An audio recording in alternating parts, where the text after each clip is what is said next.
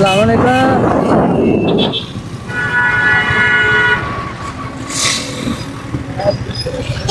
क्या हाल है भाई, ठीक हो? और अंकल जी ठीक ठाक हो? और जनाब किधर जा रहे हैं माशाल्लाह? कितने दी कर घाटा ले दी कर हेलमेट नहीं पाया।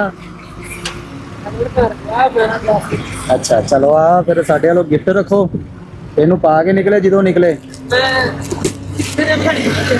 हैं वीडियो देखते साडी माशाल्लाह, फिर तो साडे फॉलोअर और सब तरह की खैर आ पाओ इनू साडे वालों रखो गिफ्ट, ते जो भी निकलते बाहर इनू पा के निकलिया करो।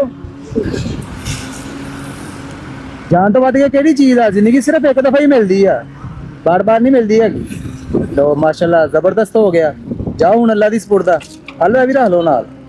हुण इनू जो भी निकलना बाहर इन पा के निकलना, उस तो इलावा नहीं निकलना हैगा।